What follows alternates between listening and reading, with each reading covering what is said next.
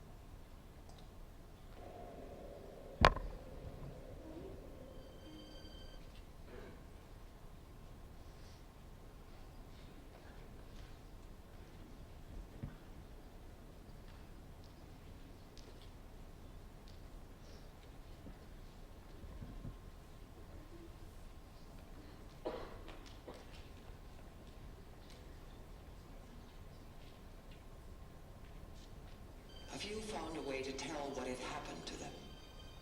One Armenian woman smuggled out a message in a shoe. I seize this opportunity of bringing to your ears the cry of agony, which goes out from the survivors of the terrible crisis through which we are passing. They are exterminating our nations. Perhaps this will be the last cry from Armenia that you will hear. To this day, the Turkish government denies the genocide.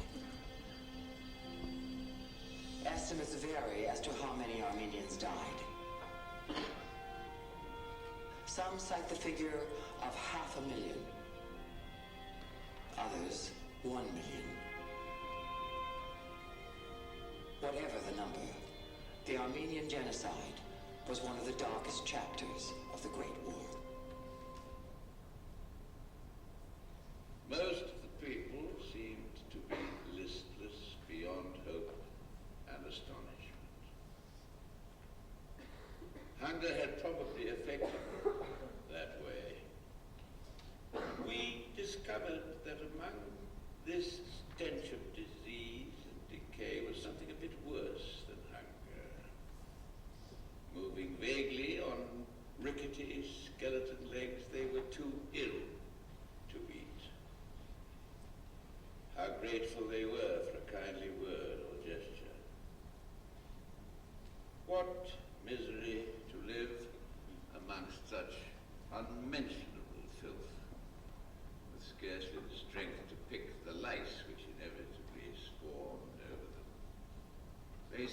accustomed to the smell and the horror. They had seen all there was to see.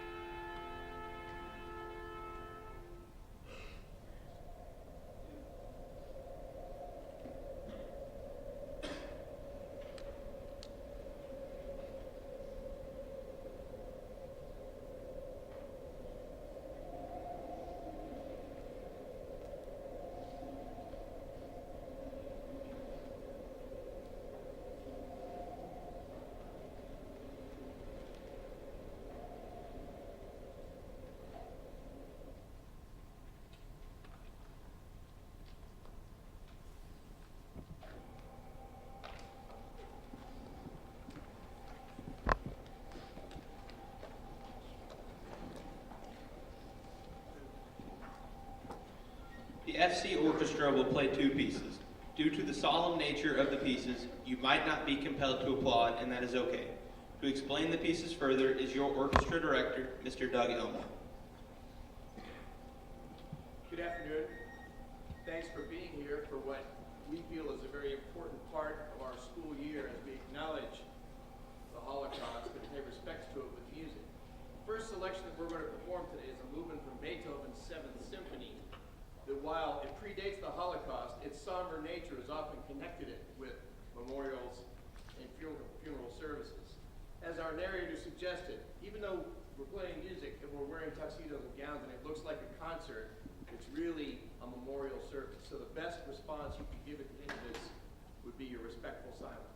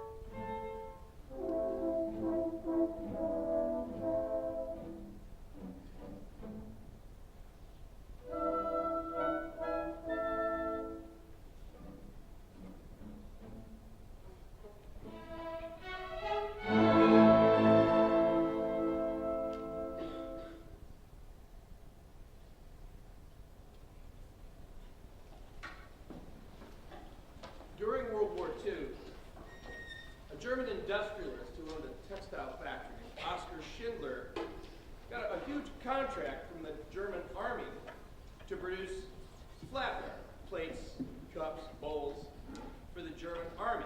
And needless to say, there was a huge market for this. And he discovered that any Jewish employees that he hired would not get shipped away on the trains to Auschwitz, Treblinka, and the other concentration camps, so that by employing as many Jewish workers as he could save lives.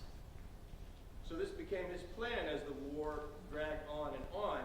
He brought as many Jewish workers into his factory and employed them as he could so that he could stem the tide of death that was overwashing all of the Jewish population of Europe. In 1995, Steven Spielberg produced a movie entitled Schindler's List that told this story. John Williams wrote one of his many Academy Award-winning scores to Schindler's List, and the great Jewish violinist Itzhak Perlman performed it with chamber musicians. We are going to play this today for you as an orchestra featuring senior violinist Lucas Eichenberg. This is our rendition of the theme music to Schindler's List.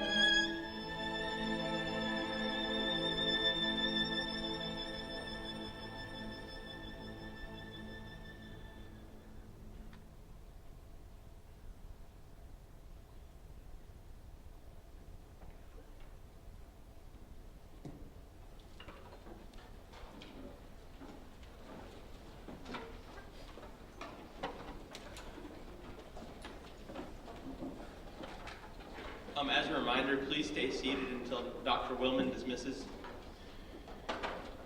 Rabbi Rapport is a graduate of the College of Wooster, was ordained from the Hebrew Union College in Cincinnati, and earned his PhD in American Jewish History at Washington University in St. Louis. He is married to Rabbi Galia R. Brooks. They have 2 children, Yael, who is a rabbi at Congregation by Beit Simchat Torah in New York, and Lev, who is a doctoral student at the Hebrew Union College in the University of Cincinnati. Mr. Rabbi Rapport.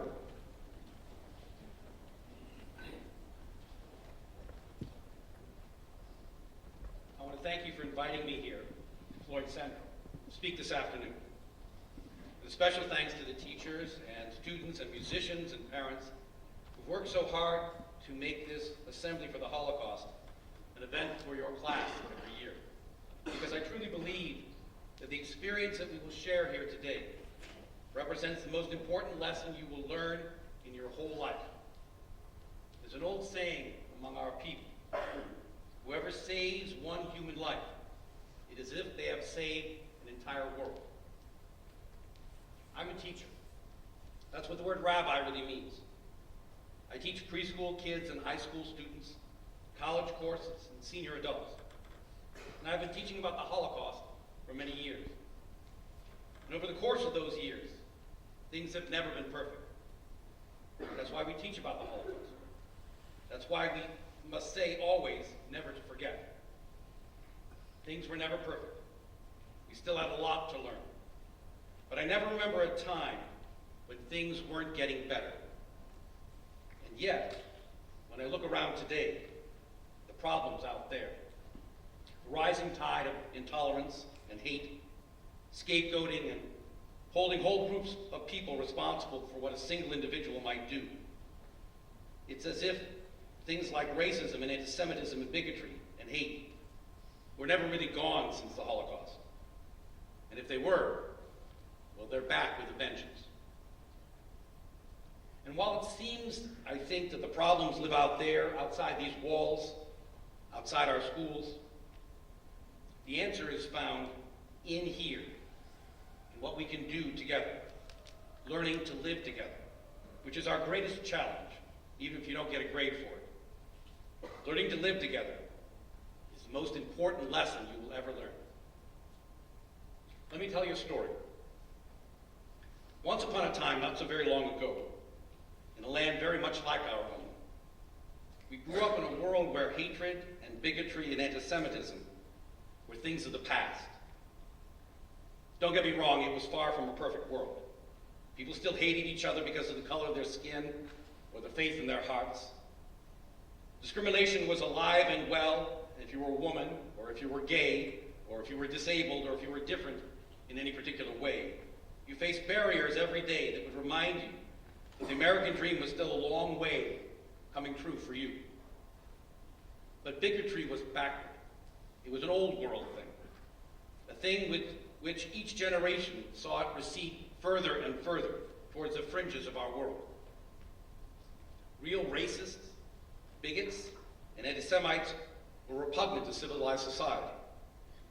We all had an ignorant friend, a crazy old uncle, who used the wrong words or said the wrong things or told the wrong jokes, and we always cringed. But we knew that they were wrong, and they were out of place.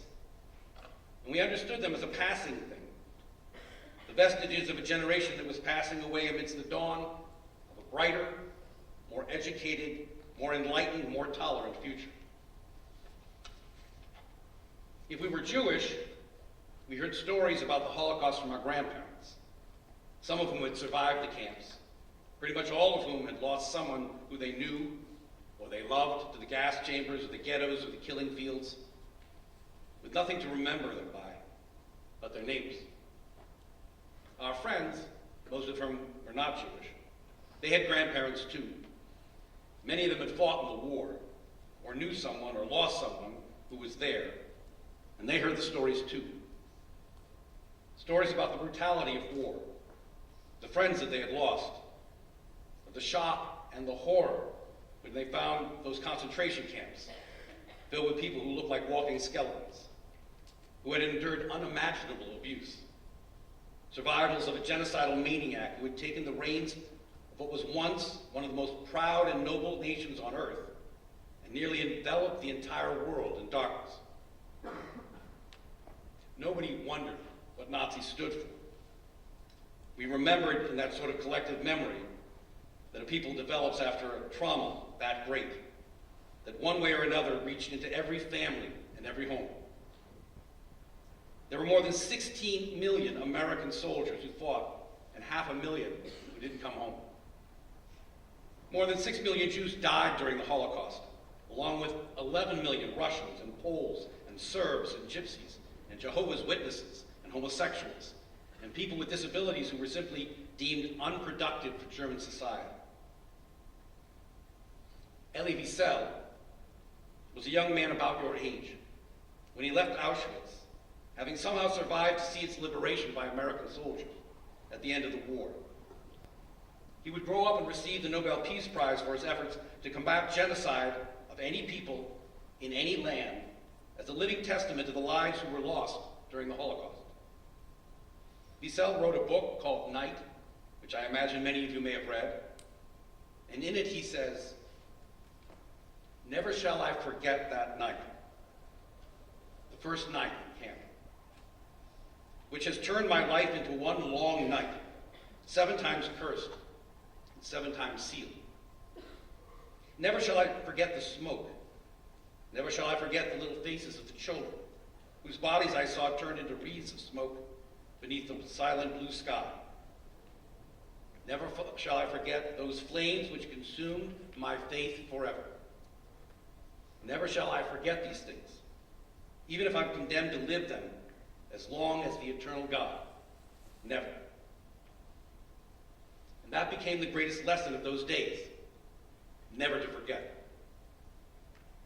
Anne Frank, young woman about your age, when she died in the concentration camps of Bergen-Belsen, left a diary behind, which I imagine many of you may also have read. And in it, and despite the darkness which surrounded her in those days, she charted a course towards a better future when all of us believed, when I was a young man, about your age. She said, "In spite of everything, I still believe that people are really good at heart. I simply can't build up my hopes on a foundation consisting of confusion, misery, and death. I see the world gradually being turned into a wilderness. I hear the ever-approaching thunder, which will destroy us too. I can feel the suffering of millions. And yet, if I look up at the heavens, I think that it will all come out all right, and that this cruelty too will end, and that peace and tranquility will return again." I learned about the Holocaust from stories and movies and books. Having grown up in a land of freedom, my childhood was never interrupted by such virulent acts of anti-Semitism and hate, until I was a few years older than you are right now. I was a junior in college when a group called the National Socialist Party of America, American Nazis, announced a widely publicized plan to stage a march with uniformed stormtroopers wearing swastikas and Nazi flags unfurled through the streets of Skokie, Illinois. The leader of the group, Frank Cullen, had purposely chosen Skokie because this sleepy little suburban town outside of Chicago just happened to be the home of the largest population of Holocaust survivors anywhere in the United States. And he wanted to have the march there. The town elders said no. And the Nazis sued them for violating their rights to free speech, which was apparently their plan all along. The case worked its way through the courts, and the rights of Nazis to traumatize and harass elderly victims of the Holocaust, carrying signs and shouting slogans from Hitler's Germany, was debated again and again, drawing greater and greater publicity every step along the way. Finally, the United States Supreme Court stepped in to say that no matter how offensive the Nazi flag or the ideology of hate represented might be, our Constitution guarantees the right of peaceful assembly and freedom of speech, even for Nazis. The march was authorized, and no law could stop it. People were outraged. huge counter-demonstrations were planned. But in the end, having won their battle in court, it became increasingly clear that the National Socialist Party of America, that all the publicity that they were getting by threatening to march in Skokie was increasingly bad publicity for themselves and for their supposed cause. They revolted against their leader, insisted that the march be moved out of Skokie to the city of Chicago. And when the day finally arrived, it turned out that there were only about 20 Nazis, dressed in stupid-looking uniforms, surrounded by thousands of counter-protesters who drowned out every word that they would say. The whole thing lasted like 10 minutes, and then everybody went home. But it's the end of the story which carries the lesson for us to learn. People went home, but they kept talking. Holocaust victims who had tried to live quiet lives and leave the pain of their past behind them began to share their stories for the first time. Veterans who had fought in the war and liberated death camps and had seen the horrors which real Nazis had done stood up and added their voices to the cause. Skokie came to be remembered as a community that was known for standing up for one another, despite our differences, or maybe because of them. They built a museum there together to teach about the Holocaust, which led to many other museums like it across the country, and eventually the U.S. Holocaust Memorial Museum in Washington, D.C. And because of all this, millions of people every year learned the lessons of the Holocaust and the importance of standing up against genocide, bigotry, and hate. Standing together against hatred and bigotry, which we had fought a war together to defeat, reminded us of who we are, what we stand for as Americans. Anti-Semitism, racism, and hate crimes of every kind are rising again in America today. The shooting 3 years ago in an African-American church in Charleston, the violent Unite the Right Nazi march 2 years ago at the University of Virginia, where a counter-protester was killed, the synagogue shooting in Pittsburgh just a few months ago, and just a few weeks ago in New Albany, where dozens of swastikas were painted over billboards, buildings all over town. They're all just the most highly publicized examples of an increasing trend towards division and hate in our own land. The difference today is that now all but the last of the survivors of the Holocaust have passed away. And the veterans who fought in that great war and saw the Nazis face to face, they're all but gone as well. We've forgotten who and what that swastika stands for. And more importantly, we've forgotten who and what we, the people of the United States, stands for. Standing up against genocide might seem like a pretty tall order for your junior year at Floyd Central High School. But I'm here to teach you that you too have the opportunity to play a part in saving the entire world by saving a single human life. Because the largest rise in anti-Semitism and hate crimes in America is happening on college campuses and in public schools. The number of incidents of anti-Semitic bullying and vandalism in America's K-12 schools doubled between 2015 and 2016. And then it doubled again in 2017. And hate crimes against minorities are rising at much the same rates. That means your chances of being around when someone is being picked on because of their religion or their race or anything else that marks them as different have doubled and doubled again in just 2 years. That sounds bad, and it is. But it's also your chance, your opportunity to stand up against such hate and make a difference. And what begins here in school, for better and for worse, it grows up in us, and it's carried with us into the world out there. This irrational hate for what you are, not who you are. These purposeful divisions of baiting one group against another. This rejection of the very value that we are all one human family. This is truly un-American at its core. The term American Nazi doesn't really make sense. There should be no such thing as an American brand of hate. We can have a reasoned debate about what America means to each and every one of us, how to balance the rights of some to say hateful things against the rights of others to be protected from hateful speech. And yet, I have to believe that you've all been in school long enough to have learned the words of the Pledge of Allegiance, well enough to know that as an essential value of our country, we are one nation, under God, indivisible, with liberty and justice for all. We need to remember that. We are one nation. We need to be indivisible. And we need to stand always together for liberty and justice for all. The lessons of the Holocaust live on in our lives. Elie Wiesel taught us never to forget. And Frank taught us always to have hope for a brighter future. I have that hope in you. You're going to tell this story someday about how you grew up in a country on the edge of darkness and light. How bigotry and hatred was rising in our land. And the only question is, how will your story end? And what will be the lessons that you will teach?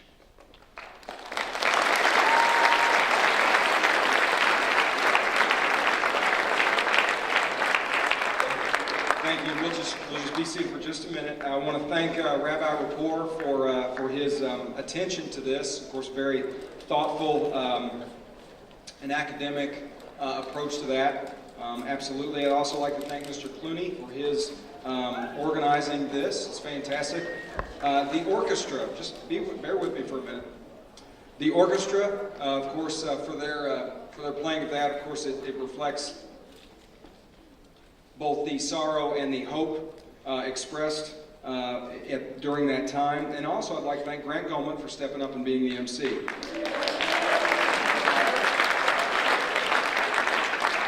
Okay, then I'd like to leave you with this. I think if anything was pointed out today, they talked about the duality of the human being, about the capacity for both sorrow and for hope, and for cruelty and compassion. Reminds me there's a Native American, I guess, theory or way of looking at things, and that everybody has a good and a bad wolf inside them. And they always say, which wolf lives? And the answer is always whichever one you feed. So you got to feed the good one. So with that, have a great day. You guys are dismissed.